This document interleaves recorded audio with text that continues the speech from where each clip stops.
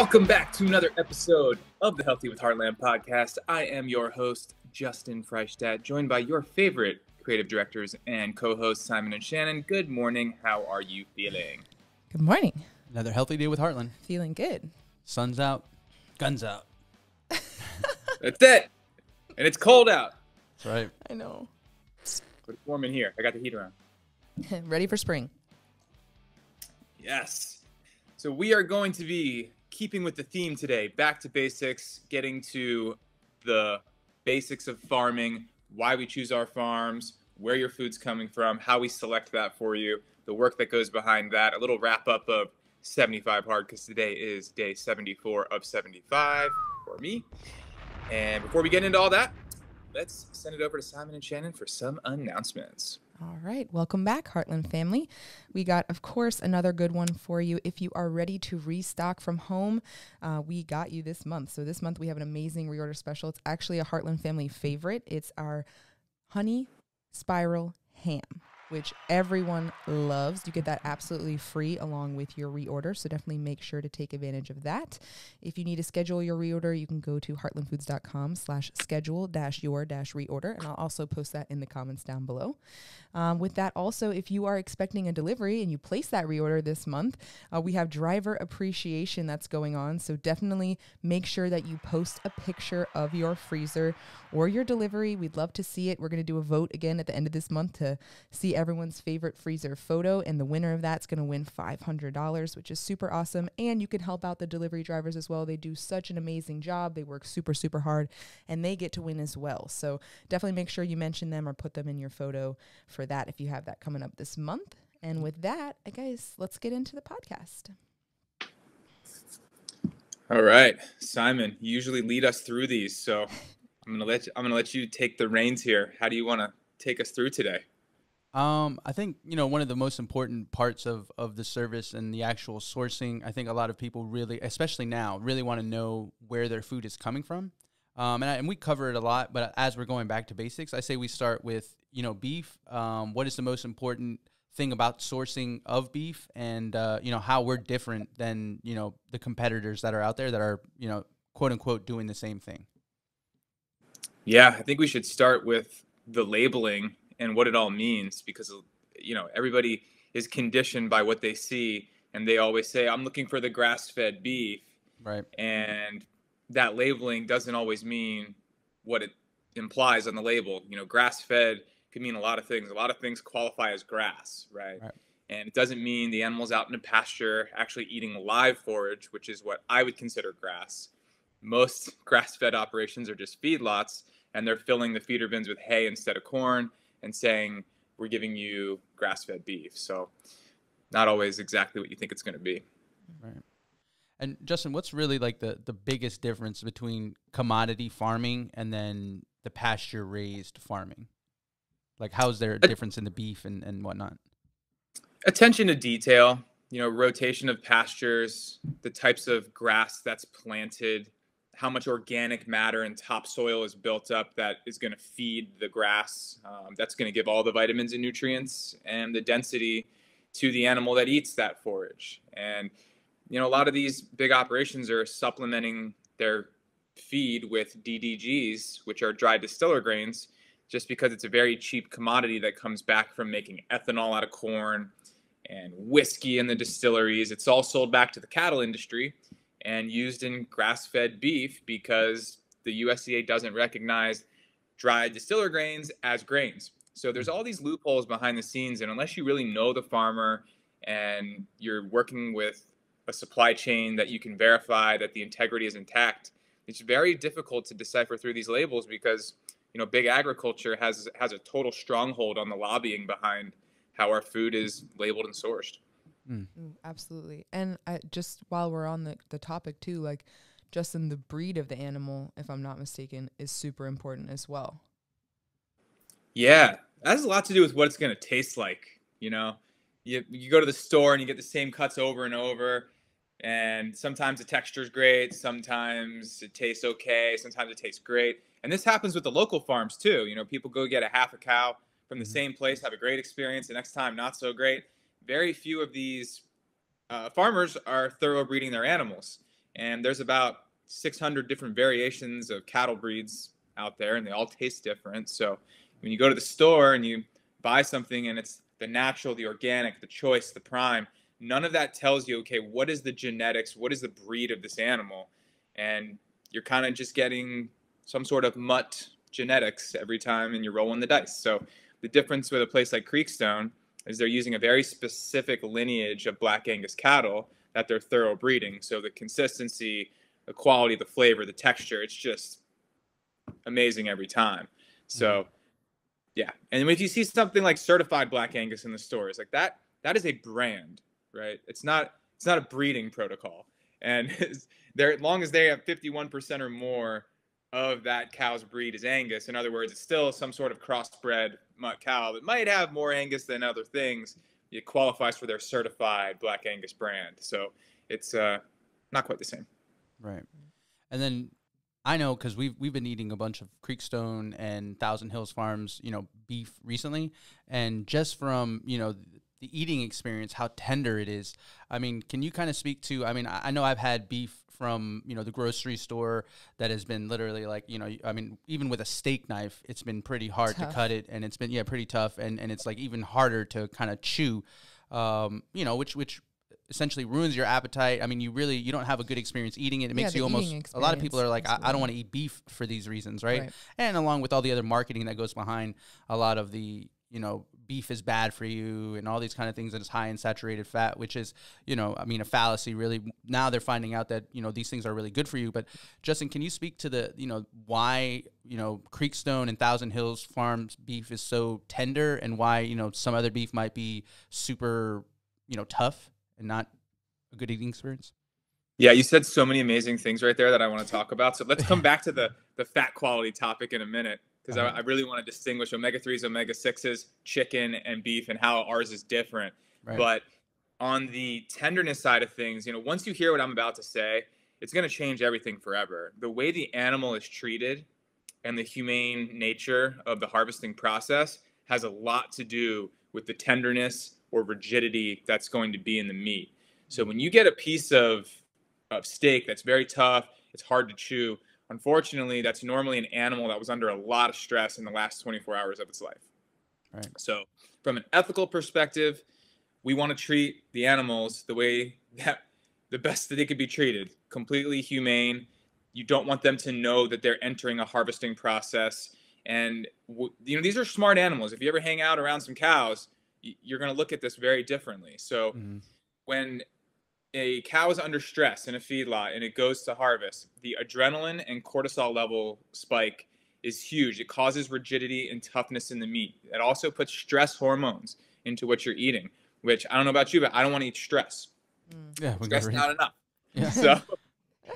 So at Creekstone, Dr. Temple Grandin, she was an autistic woman that had an incredible insight to animal psychology. And she designed the most humane way to harvest a cow. So they come into this conveyor belt where they're submerged in a canvas. It completely relaxes the animal. So they come around a funnel where they don't see the cow in front of them. They don't know it's coming. And they get a silent bolt gun right through the brain. It's instant. They never feel it. They never know it's coming. It is absolutely the most ethical way to harvest a cow. And it also makes the meat incredibly tender. It doesn't taint the flavor. It doesn't send hormones, stress hormones into the meat that you're eating. It's by far the best way to do it. A lot of people, that's a little graphic picture, makes you want to go vegan. But if you saw the way it was done in a feedlot, buying your meat at the grocery store is the same thing as saying, I support the inhumane treatment and torture of animals. So once you kind of know that, there is a big ethical piece behind how you source your food. Absolutely. I mean, I know I've had that experience with food, and then, when you kind of gave us that information and we started looking these things up, it was like, oh my goodness, like, as you always say, like, where you are, spending your money, you're voting with your dollars essentially, right? Because you're helping these companies that you may think, and it may have, like, again, as a consumer, I feel like it's never been tougher to go out and actually shop for quality food because of all the labelings and all the different things, you know what I mean? And all these don't know. Right. And then, I mean, I mean, if we can, let's get into like, the different fallacies about like, how beef isn't good for you, and how the regenerative beef is actually meat in general. Yeah, is actually, it's better for you, and it's better for the world. And the environment. It all starts with topsoil. So 45% of the mineral and nutrient content, vitamins that are going to end up in the food that you eat come from the quality of the topsoil that either the plants, if you're eating plants, or the animals that were eating the plants on that land, that's where it comes from. So there's a great chart. Maybe whatever. It's so if you look at the content of organic matter since the 50s, it's gone from 6% down to less than 1%. And all that organic matter is what feeds all the microbes, what builds the healthy topsoil, that puts all the vitamins and nutrients into the grass that grows. And then the animals that eat that pasture consume all those vitamins and minerals. It goes into the meat. And then when we eat the meat, we eat that. In conventional agriculture, they're using inputs, fertilizers. They till the land, turn it over. There's no organic matter. There's no nutrient density to anything that's growing. And then those animals that eat that have no nutrient density to them. So it's a very empty, caloric experience when you're buying from the commercial supply chain. And it's no doubt the reason why we have the problems we have in this country. I mean, 1 out of 800 people would get cancer 100 years ago. It's 1 in 3 today. And all that glyphosate, all that pesticide that's being sprayed on our food, and it's like you're eating that, it kills your gut microbiome. The environmental toxic load is destroying the cellular structure of our bodies. So where you buy your food is extremely important, but then not going on a tangent, but also the filtration, because all of that glyphosate is getting picked up in the rain cycle. We're breathing it in. It's in bioaerosols now. It's in the aquifers that get into our water supply. So it's the food you eat, the water you drink, the air you breathe. You've got to be cleaning and filtering everything and sourcing the highest quality to just reduce your overall toxic load. There's just no other strategy that's going to keep you safe for the long run and healthy. Yep. And I know we were looking into, just doing a little bit of research and watching, videos on doctors speak on, even the trials that they had where I guess whenever it was, I don't really know the timing that they came out with, beef is high. I mean, obviously it does have some saturated fat, but it was supposedly supposed to be bad for you. And, they're having people eat less beef. But what they didn't, necessarily mention is that those studies were and this is a very layman's terms. If you watch these doctors, it's a lot more specific. But basically, like what they were doing was they had these trials that were almost like preset, There right? were randomized trials, essentially. And there was multiple different trials that were done, multiple different tests over different groups of people, ages, biodiversity, essentially. Like they were good quality tests. And what they found was that, and what they were testing was that if meat and beef specifically was like bad for you or harmful for you. Yep. And but it was a survey. Correct. And what they found out was whenever they made their final conclusion per se, they didn't factor in the other like lifestyle factors that these people were living. Like they happened to do it with healthier people who were like exercising more than 3 or 4 times per week, and like a bunch of different other factors that they didn't have the results that I guess like the scientists were looking to get. And so they were able to kind of play that off on the fact that it was, just I guess, I don't even know how to explain it. To be more specific, I guess they were like, they had a couple of people that they were like, hey, how much beef do you eat? And, didn't really ask kind of like lifestyle questions. And like most of the people that said, oh, I had eaten beef, this amount of time, they related that to their weight.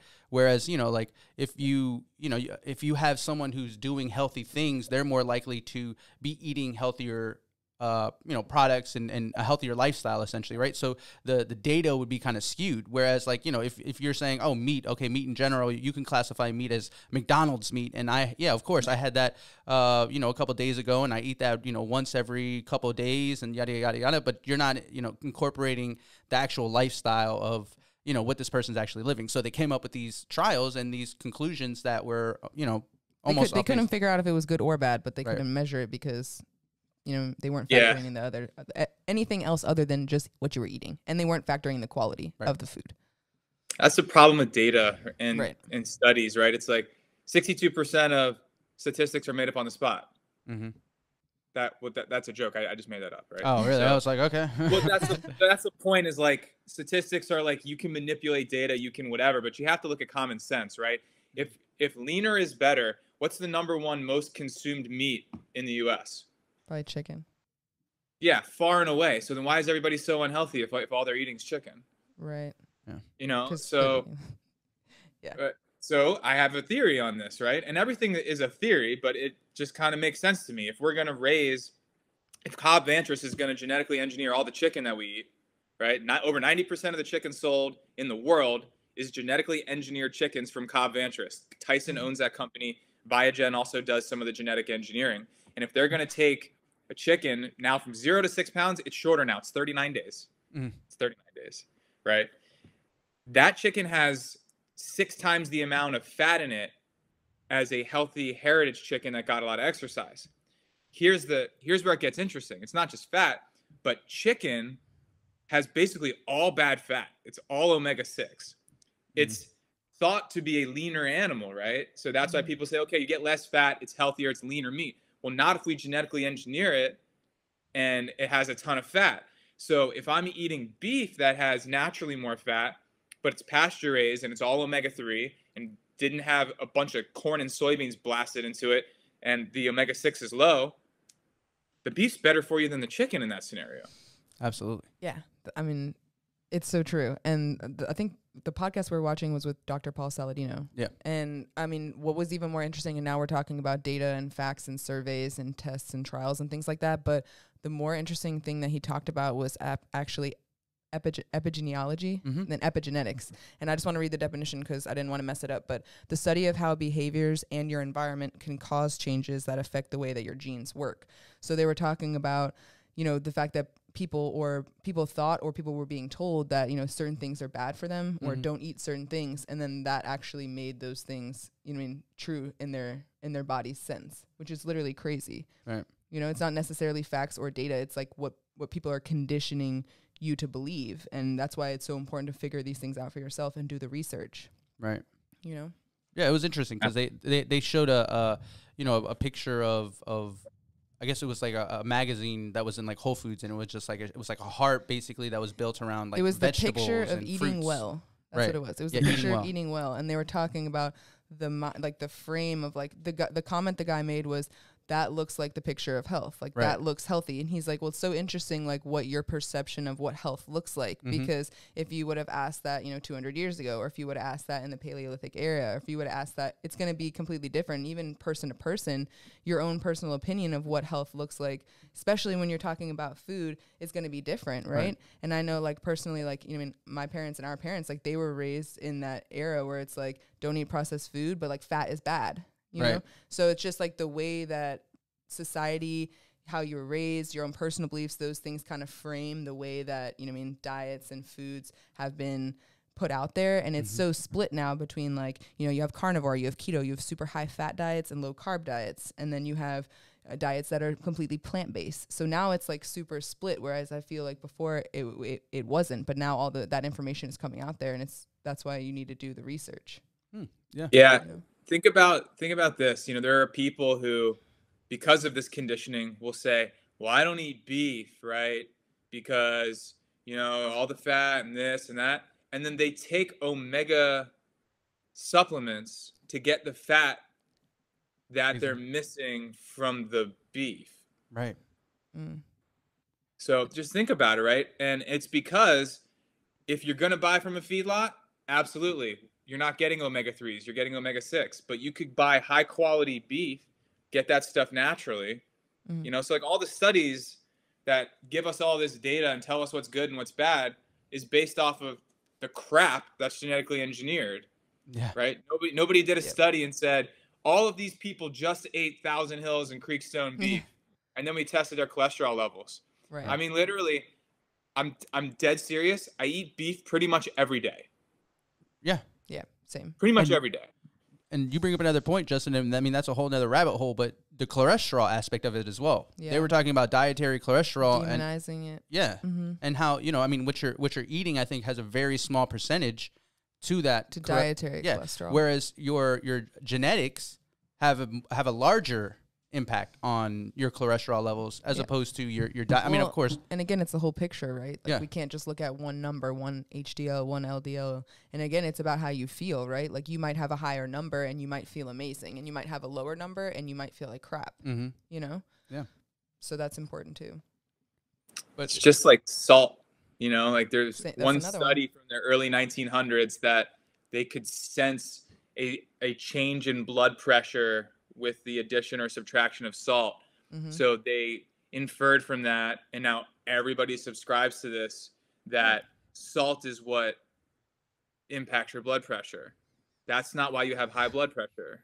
Salt will only change your blood pressure a little bit from where it is because of all the processed crap you eat that's clogging your arteries. Absolutely. Yeah, that paints like a perfect picture of what we were just talking about, where they probably in the trial didn't tell you that people weren't exercising. They probably were eating fast food, processed food. They had a history of diabetes, things like that in their family, which, I mean, everyone deals with things like that. But those things definitely are a factor in everyday lifestyle. Absolutely. And I think the moral of the story that we're actually trying to paint is that quality matters. Absolutely. Right? It's if you are searching for quality, you got to make sure that it's this regenerative, pasture-raised meat. And of course, like if you can't get those things and whatever, meat isn't bad, but just make sure anything processed, you know, is what I try to live by. If you're processed nothing food in a bag, in a can, box, anything that's lined with aluminum or plastic, BPA. And Justin, you asked, I didn't mention this on the mastermind, but you mentioned any positives that we had at the beginning, and I totally forgot to mention this, but I have not drank from a plastic water bottle in about a month now because we've been using these every day, like Old Faithful. It's like attached to my hip. It's just there you go. So any plastic, I mean, we're still drinking soda water out of aluminum cans until I think San Pellegrino does it in glass. Somebody does it in glass. We're trying very hard to switch to only glass. We don't want to do any plastic, any aluminum, nothing that could possibly be lined with any sort of anything. Yeah. Yeah. And it's like, even with making those efforts, like I still get in the infrared sauna to detox whatever heavy metals I am coming in contact with. Right. Like, this isn't perfection, right? It's like if I'm traveling and I'm on an airplane and, you know, they don't let you bring water through security. Like, you can buy some after that, but like now you're in a plastic bottle. So whether I pour that in my glass or my metal can, it was still in plastic. Like, so there's no way around it. Sometimes you're going to be in contact with environmental toxins. So we limit it. And then what do you do about it to detoxify it? Well, I'm taking my scoop of greens and my scoop of reds, and I'm antioxidating my whole system. So I can probably handle a lot more toxic load than most people and be okay. So you're not going to 100% avoid this stuff, but there's a lot of things you can do to clean yourself. Yep. Absolutely. And also, quick tip, last time we went somewhere, I did take my water bottle, I emptied it out, I went through security, and then on the other side, they have like the water fillers where you can fill up your water. Some places do. Well, BWI does. But anyways. Not all places have that. So I was able to bring my water bottle, and I didn't have to drink out of plastic, so maybe that will help you. There you go. Yeah. Yeah, but some places don't have that. And I mean, you know, you're going to run into certain places. I'm not going to drink the water out of the water fountain. They had like the actual like water filter, like water. Thank goodness. Like one of the LKs. Yeah. Those things are pretty awesome. Yeah. Not the flow water. You know, that would have been way better. Flow water is the greatest water there is. But yeah, so we talked a lot about beef. And we talked, you know, we kind of scratched the surface with chicken. I'd like, you know, let's get into chicken a little bit, Justin, and then let's talk about like how, you know, our Murray's Family Farm chicken is a lot different than, you know, your Tyson's or your, and I don't want to name too many brands, but just your traditional grocery store chicken. Yeah, it starts with the breeding, like we were talking about earlier. You know, these heritage chickens, they just have a slower growth progression. It's very natural. So they're going to go 0 to 3.5 pounds fully grown over the same period of time. A commercial chicken will go from 0 to 6 pounds. So it takes about half the amount of time, which when the chicken grows artificially fast, they really can't stand up. They can't walk. Their legs don't develop. They're jello-y and broken. So, I mean, it's a very inhumane existence. And it's just like with people. Sedentary means more fat, less protein. That's where the woody texture comes from in chicken, all that white striping, and then the sponginess comes from all of the processing, where they take them in what's called the chilling process, and these chickens go dunked into bleach brine solutions. They soak up all that water toxin, and you're going to eat that. So like when you're cooking a chicken breast in a pan and all that water, it's like foaming in itself and the water's coming out. Like that doesn't happen with our chicken. Like you're not boiling your chicken in toxic bleach water. I mean, just think about that for a second. Yeah. And 6 times the amount of fat because of the way it was raised. It's just, look up Cobb Vantress and Viagen. These are the companies. They've been breeding these chickens. It's called a Cornish cross, and it's literally 0 to 6.5 pounds in 39 days, and then they send them to harvest. So all that chicken in the grocery store you see there, that's a chicken that was 39 days old that had a breast that was bigger than the whole Murray's chicken. It's like, it's just not real. Yeah, that's crazy. And I mean, you think about too, like you said, chickens are meant to be running around, and they're not really meant to have much intermuscular fat. And when you think about beef, they're two totally different animals, right? Where you're getting the fat, where the fat is actually placed. Sometimes like on the ribeye, like that's if you're eating a regenerative source, like we talk about fat, and that's where they're storing all their the good things as well. So when they're eating the grass and storing, those nutrients, they store them in their fat, and then when we eat their fat, we get those, great nutrients. In chicken, it's, what I mean? It's exactly the opposite. It's representing the fact that, like you said, this chicken is it's living a sedentary lifestyle and a stressful lifestyle, and those are things that we don't want to take on, is more stress, right? We want to get rid of stress. Now, some stresses are good, your exercise, things like that, but then ingesting stress from animals, from other things that you're eating, is probably not a good thing. Adding on, like you said, to your toxic load. Yeah. And it's crazy to see, like you said, Justin, like these chicken breasts that look like almost turkey breasts. Yeah. And some people are like, this is great. This is awesome. My chicken breast is huge. I can, I have more of it and it's like, no, it's the opposite. That's what you do not want. You don't want those type of things.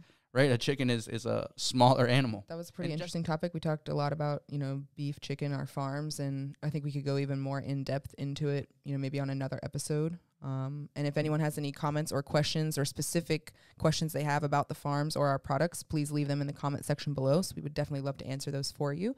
And we'll be back again next week. So with that, Justin, you could go ahead and send us off. Yeah, and just a reminder, Top Tier Mastermind every Monday night on Zoom. If you go to Facebook, you can join the Top Tier Mastermind group. This coming Monday, we are taking the week off. I'm going to be down in Miami celebrating the end of 75 Hard.